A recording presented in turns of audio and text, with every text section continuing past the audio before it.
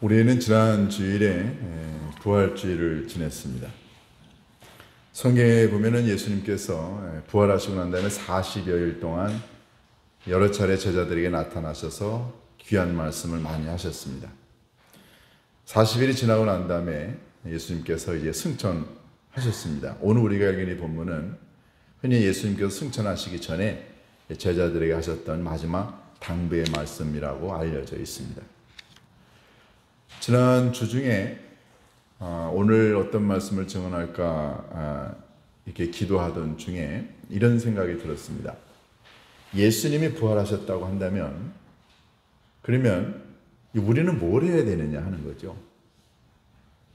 예수님은 고난의 길을 겪으셨고 또 십자가에 죽으셨다가 부활하셔서 예수님은 메시아로서의 사명을 다 완수하셨습니다. 그렇죠? 그러면 예수님은 완수하셨다고 한다면 그러면 그 부활하신 예수님을 만난 우리는 도대체 이제 뭘 해야 되나요? 제자들은 지금 어디에서 뭐 하고 있나요? 제자들은 두려워서 무서워서 그들이 있는 집의 문을 꼭꼭 걸어 잠그고 숨어 있었다고 했습니다. 예수님께서 숨어 있는 제자들, 두려워하고 있는 제자들에게 이렇게 말씀하십니다. 너희들은 예루살렘을 떠나지 말고 이곳에 머물러 있고 내가 아버지로부터 받은 바 그 약속을 너희들이 받게 될 텐데 그 약속을 기다려라. 그러면서 요한은 물로 세례를 줬는데 몇 날 며칠이 못 되어 너희들이 성령으로 세례를 받으리라. 그러시면서 유명하신 말씀을 하시죠.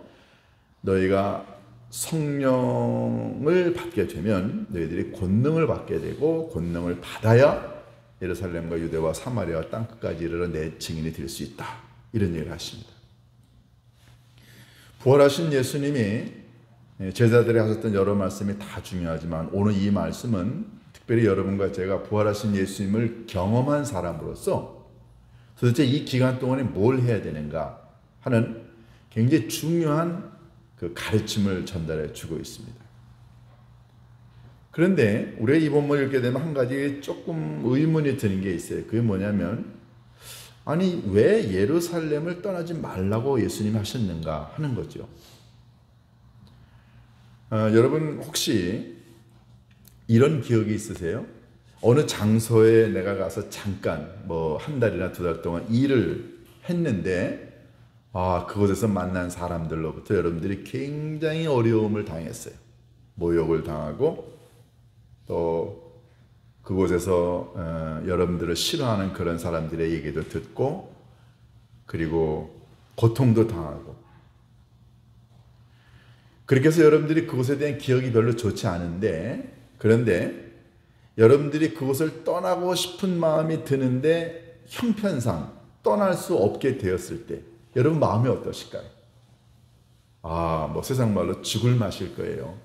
아니 여길 좀 벗어나고 싶은데 벗어날 수가 없어. 사람은 신체적으로도 그렇고 정서적으로도 그렇고 감정적으로도 힘들고 어려운 장소를 만나게 되면 그런 사람이나 그런 환경을 마주하게 되면 우리 도망가고 싶은 게 그게 인지상정입니다. 여러분 제자들에게 예루살렘은 어떤 곳이었나요? 자기네들의 스승 예수님이 체포당하고 모욕을 당하고 침뱉음을 당하고 그리고 그 무거운 십자가를 지고 골고다 언덕을 채찍 맞으면서 올라가고 면류 가시관을 쓰고 그리고 가장 극악무도한 죄인들이 달린다는 십자가에 달려 예수님이 죽으셨습니다. 그리고 그 십자가에서 죽은 예수님이 무덤에 묻힌 곳이 예루살렘이에요. 제자들에게 있어서 예루살렘은요 이게 만만한 장소가 아닙니다. 스승이 그렇게 모욕을 당하고 죽었는데 만약에 자기네들이 거기 계속 남아있게 되면 자기네들도 그렇게 잡혀서 죽게 될 걸 알았기 때문에 제자들에게 있어서 예루살렘은 피하고 싶은 장소 아닌가요? 도망가고 싶은 장소입니다. 본래 제자들의 출생지나 또는 삶의 근거지나 아니면 대부분의 예수님의 사역의 근거는 예루살렘이 아닌 갈릴리였습니다. 갈릴리는 예루살렘으로부터 한 150km 이상 떨어진 곳이에요. 갈릴리는 촌동네입니다. 그런데 예루살렘은 어떤 곳이었나요? 거기는 정치, 종교, 문화의 중심지 아닌가요? 그런데 그런 모든 것의 중심지인 그곳에서 자기의 스승이 모욕을 당하고 십자가에 매맞고 사형언도를 받아 죽었는데, 그리고 그곳에 남아있게 되면 자기 자신들도 그렇게 될 가능성이 있다는 걸 알았는데 그들이 거기 머물러 있을 수 있나요? 그들은 싫었습니다. 도망가고 싶었겠죠. 그런 제자들에게 예수님은 너희는 예루살렘을 떠나지 말고 머물러 있으라. 이 굉장한, 제자들에게는 굉장히 부담되는 말 아닌가요? 오늘 우리가 읽은 본문에서 예수님은 예루살렘을 떠나지 말고 여기 기다리라. 그러면 우리가 묻게 되는 질문이 있습니다. 왜 예수님은 제자들 보고 그토록 제자들이 떠나고 싶은, 도망가고 싶은 이 예루살렘에 머물러 있으라고 했을까요? 몇 가지 이유가 있습니다. 첫 번째, 제자들에게 있어서 예루살렘은 정말 도망가고 싶은 장소였어요. 거기는 어떤 장소입니까? 순환과 모욕을 당한 장소. 그러니까 불법이 난무하고 무지몽매한 사람들, 권력 암투가 있는 곳이고요. 그리고 하나님의 아들을 십자가에 못 박아 죽인 불신앙이 있는 곳이에요.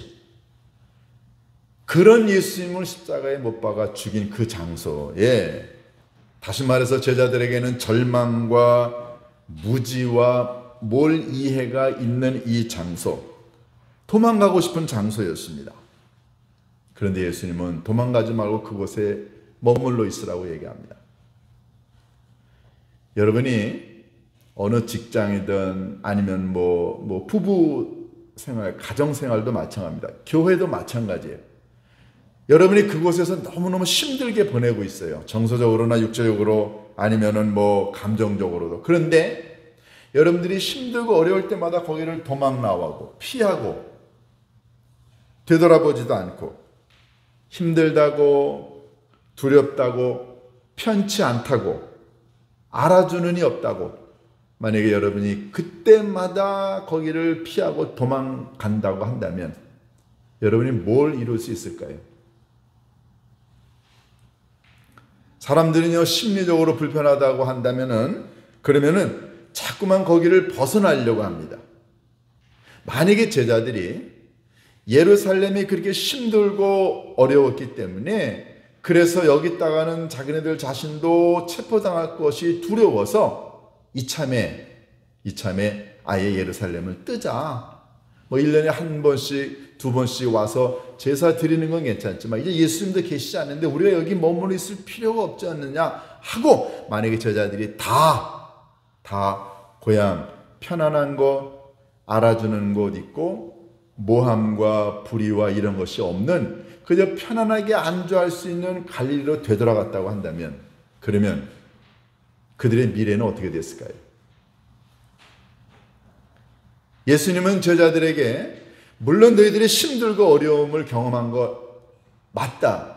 그런데 사람이, 적어도 하나님의 사람은 감정에 따라서, 정서에 따라서, 환경에 따라서 힘들고 어렵다고 해가지고서는 나물나라하고 만약에 도망을 간다고 한다면, 피해 간다고 한다면, 그럼 하나님의 일은 누가 하느냐 하는 거죠. 신앙인은 감정이나 정서적인 어떤 그런 편리를 따라서 움직이는 사람이 아니고, 하나님의 사람은 사명에 따라서 움직여야 되는데, 그런데 제자들은 사명보다 너무너무 싫었어요. 예루살렘이 부담이 되는 거예요. 그러니까 떠나려고 합니다. 예수님은 거기에다가 이야기하십니다. 너희들 예루살렘 떠나지 말라. 여러분, 신앙생활 하는 사람들이 직장이든 교회든 어디든 간에 나하고 잘 맞지 않고 힘들고 어렵고 불안하고 알아주는 이 없다고 해가지고서는 나를 알아주고 박수 쳐주고 격려해주고 위로해주고 내게 도움이 되고 나를 안전하게 해주는 그런 사람들만 모여있는 곳에서 여러분과 제가 신앙생활 할 수 있나요? 회사가 그렇습니까? 가정생활이 그런가요? 결혼한 아내가 힘들고 어렵다고 보따리 싸고 남편이 그렇게 하고 자녀가 그렇게 하고 그 가정이 풍비박산 나지 않나요? 교회도 마찬가지 아닌가요?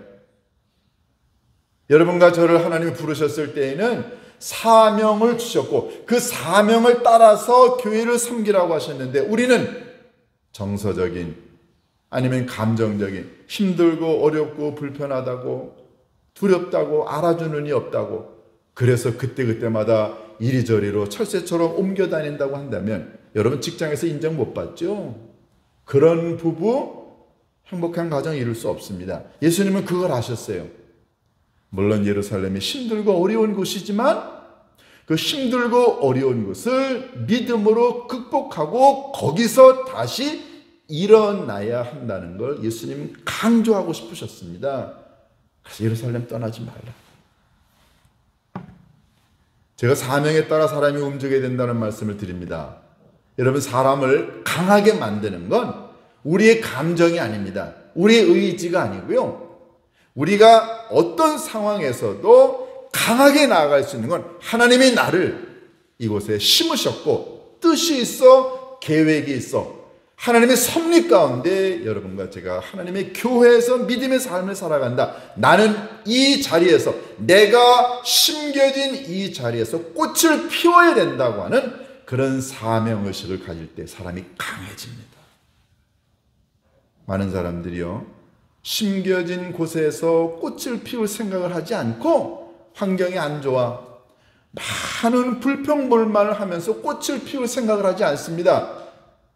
그런데 만약에 꽃이라는 게 여기다가 다시 펴서 옮겨가서 또 다른 데로 여러분 이렇게 자꾸만 모식이라고 그러죠. 잠깐 심어놨다가 옮기고 가식한다고 그럽니다. 여러분 그런 꽃이 그런 나무가 오래 갈까요? 그런 나무가 열매 꽃 맺을까요? 안 됩니다. 환경 탓하지 말고 분위기 탓하지 말고 내가 있는 곳에서 추위를 더위를 힘들고 어려운 것들을 경험해서 거기서 뿌리를 내릴 생각을 하고 내가 여기 있는 이유는 꽃을 피우고 열매를 맺기 위함이다. 사명에 따라서 살게 되면 우리 힘들고 어려운 것을 극복할 수 있지 않을까요? 예수님은 제자들에게 얘기하십니다. 너희들 아무리 힘들고 어려워도 예루살렘을 떠나지 말라. 두 번째 예수님이 제자들에게 예루살렘을 떠나지 말라고 한 이유는요. 예루살렘은 구약성경에 예언된 장소입니다. 미가서 4장 2절과 이사야서 2장 3절에 보면 이런 말씀이 나옵니다. 율법이 시온에서 나오며 여호와의 말씀이 예루살렘에서 나온다라는 말이 있어요. 시온은 예루살렘 성을 둘러싸고 있는 나지막한 산입니다. 그래서 시온 하면은 예루살렘을 상징하는 거예요. 그러니까 율법이 예루살렘에서 하나님의 말씀이 예루살렘에서 나온다. 여러분 이건 예수님 전까지 맞는 얘기예요. 그런데 예수님 오시고 난 다음에는 율법을 뛰어넘는 예수 그리스도의 구원의 복음이 예루살렘에서 시작된다는 거예요. 왜냐하면 고난과 아픔과 죽음과 부활이 있는 곳이 어딘가요? 이게 예루살렘 아닌가요?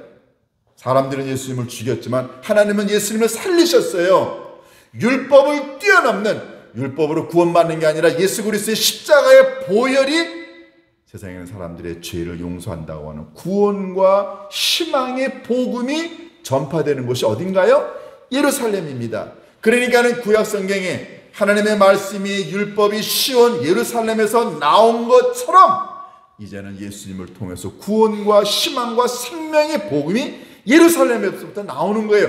그 복음의 전파자가 예수님의 제자가 되어야 한다는 거죠. 그래서 예수님은 이야기합니다. 너희들 생명의 복음, 구원의 복음을 예루살렘에서부터 증언하라고요.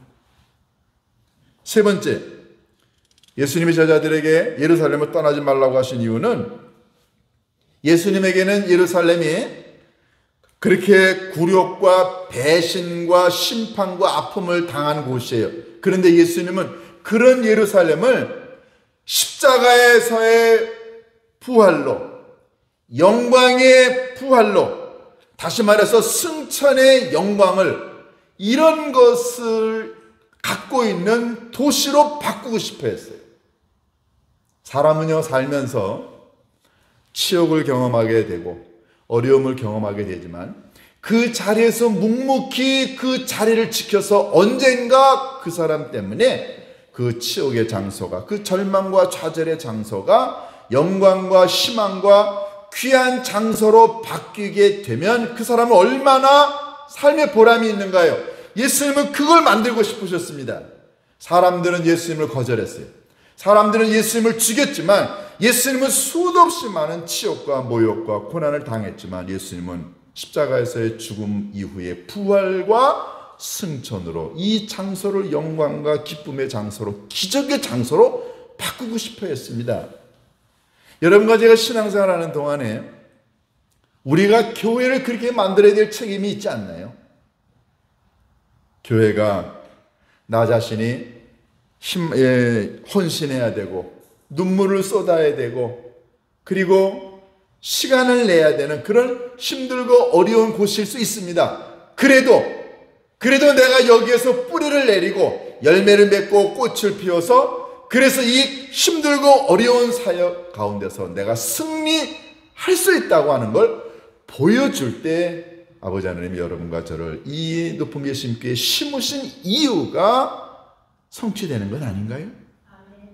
만약에 우리가 그렇게 이 믿음의 공동체를 영광과 존귀한 장소로 만들지 못한다고 한다면 나 자신의 믿음 생활 실패한 것 아닌가요? 그래서 생긴 말, 심겨진 곳에서 꽃을 피우라. 예수님은 예루살렘을 그런 장소로 바꾸고 싶어 했습니다. 하지만 네 번째, 예수님의 제자들에게 예루살렘을 떠나지 말라고 하신 이유는 예수님은 구약 성경에 예언된 말씀, 그건 뭔가요? 아버지 하나님께서 언젠가 말세가 되면은 남종과 여종에게 내 영을 그들에게 부어주리니 그랬습니다.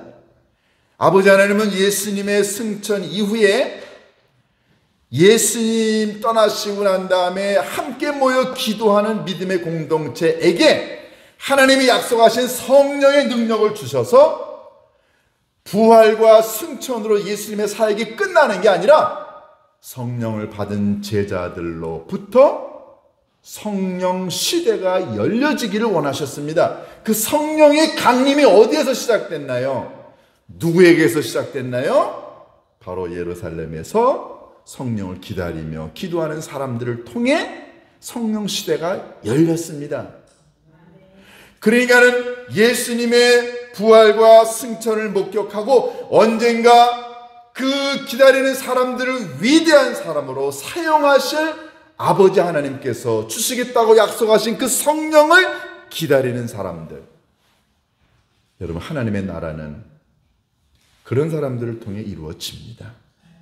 그래서 예수님은 제자들에게 언젠가 몇 날 며칠 못해 성령이 너희들에게 임할 테니 성령을 받기 전까지 떠나지 말라고 이야기합니다. 물론 성령 받고 난 다음에는 그들이 예루살렘을 중심으로 해서 복음 전파하다가 전 세계로 흩어졌죠. 그래서 예수님의 말씀이 이루어지지 않았나요? 성령이 임하게 되면 너희들이 권능을 받고 예루살렘과 유대와 사마리아와 땅끝까지 이르러 내 증인이 되리라. 지금 그래서 2000년이 지난 오늘날 전 세계 예루살렘에서 시작된 복음이 전 세계에 지금 퍼지지 않았나요? 여러분, 그러면 여러분과 제게 있어서 예루살렘은 어딘가요? 우리 신앙생활 하다가 아니면 가정 아니면 직장생활 하다가 힘들고 어려운 경우를 만납니다. 사람을 만나고 분위기를 만나고 일 자체가 힘들고 어렵고 고난이 올 수도 있어요. 사람을 대하는 것도 어렵습니다.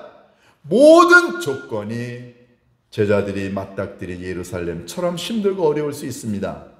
여러분, 그런데 그때마다 여러분과 제가 힘들다고 알아주는 이 없다고 고되다고 그래서 도망가거나 돌아서거나 그런다고 한다면 우리에게 꽃을 피우고 열매를 맺을 시간은 없습니다. 고난과 아픔이 아무리 우리들의 삶에 오더라도 아버지 하나님이 우리를 그곳에 심으셨다고 하는 믿음, 그래서 그 고난을 떨치기 위해서 주님이 주시겠다고 약속하신 성령의 임재를 기다리고 그 성령을 받게 되면 더 이상 우리 앞에 있는 예루살렘은 고난과 아픔과 절망의 예루살렘이 아닙니다. 저는 그걸 믿습니다. 도망가는 사람에게 있어서 예루살렘은 정말로 이렇게 자기 자신을 뭐라고 그럴까요? 변명할 수 있는 그런 좋은 장소가 됩니다. 내가 떠난 이유는 예루살렘이야. 내가 떠난 이유는 저 사람들 때문에, 저런 환경과 저런 상황 때문에 내가 더 이상 있을 수가 없어서 나는 내 가정을, 내 직장을, 내 교회를, 내 나라를 떠난다 이야기합니다. 그러나 정말로 성령의 능력을 받은 사람, 상황, 환경, 조건 탓하지 않습니다. 그래서 그들은 그 자리를 기반으로 해서 받은 성령의 능력으로 그것을 변화시킬 수 있습니다. 예수님은 율법의 장소인 예루살렘을 하나님의 말씀의 능력으로, 성령의 능력으로, 그리고 지혜의 능력으로, 사랑의 능력으로, 용서의 능력으로 그 도시를 바꾸고 싶으셨습니다. 예수님이 십자가에 달려 돌아가시고 난 다음에까지 예루살렘 사람들은 예수님을 인정하지 않았습니다. 그곳을 지배하는 곳은 율법이었어요. 그러나 예수님 십자가에 달려 돌아가시고 난 다음에, 승천하시고 난 다음에 그곳에 임한 성령의 능력으로 말미암아 예루살렘은 더 이상 율법의 과거의 도시가 아닙니다.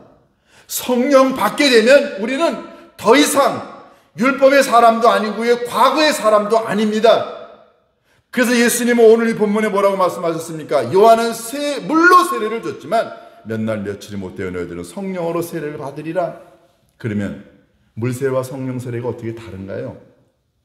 여러분, 물세례는 마치 구약성경의 이 할례처럼 외부적으로, 형식적으로 이렇게 내가 변화된 새로운 존재라고 하는 것을 사람들에게 드러내는 거죠.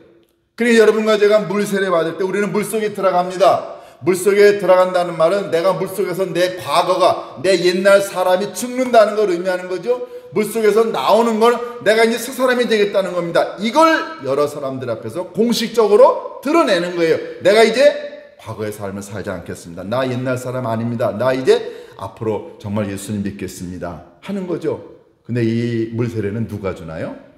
사람이 줍니다. 목회자가 주죠. 그런데 성령 세례는 뭔가요? 여러분, 성령 세례는 누가 받습니까? 성령 세례는 이렇게 물 세례를 받은 사람, 즉 변화된 삶을 살겠다고 다짐하는 사람에게 아버지 하나님이 사명을 주시기 위해서 능력을 주시는 게 성령 세례입니다. 그런데 불행하게도 교회 안에 이 물 세례 받은 사람은 많아요. 그런데 이 성령 세례를 경험한 적이 없기 때문에 능력이 없습니다. 여러분, 성령을 받게 되면 우리 안에 성령의 9가지 열매가 맺혀집니다. 이 열매는 인격이 변하지요. 내가 뭔가를 할 수 있는 능력도 내게 옵니다. 그런데 물 세례 받아 하나님의 자녀가 되어서 뭐 성만찬에 참여도 할 수 있고, 뭐 교회 회원이 돼서 뭐 투표도 할 수 있고 다 할 수 있습니다. 그러나 정작 중요한 거는 여러분, 성만찬 참여하는 건 아니죠. 정말로 중요한 건 자기 자신이 아버지 하나님의 일을 맡아서 할 수 있는 일꾼이 되어 능력을 갖고 삶의 진정한 인격의 변화를 경험케 하는 성령 세례를 받는 것입니다. 그러니까 예수님을 떠나시지만 남겨둔 제자들이 앞으로 교회를 세우고 교회를 섬기고 복음을 들고 온 세계에 나가게 되면 그들이 맞게 될 많은 고난과 아픔을 극복할 수 있는 힘은 성령을 받아야 가능하다는 걸 아셨습니다. 교회 안에서 이 성령을 받은 적이 없으니까, 지혜의 영이신 성령을 깨달은 적이 없으니까 성경을 읽어도 무슨 말인지 몰라요. 아무리 설교를 들어도 무슨 말인지 몰라요. 천국은 죽어서만 간다고 생각하지 이 땅에서 천국을 경험할 수 있다는 사실을 모릅니다. 이 모든 걸 가능하게 하고 가르쳐 주시는 분이 누군가요? 진리의 영이신 성령님이십니다. 성령을 받아야 내 안에 인격의 변화가 생기고요, 성령을 받아야 깨닫게 되고, 성령을 받아야 용서하게 되고, 성령 받아야 사랑할 수 있습니다. 그러니까 예수님은 이야기합니다. 물세례 요한에게서, 사람에게서 받았어. 그러나 몇 날 며칠이 못 되어 너희들이 성령을 받아야 예루살렘, 유대, 사마리아 땅끝까지 이르러 내 증인이 되리라. 여러분, 지금은 성령 시대 아닌가요?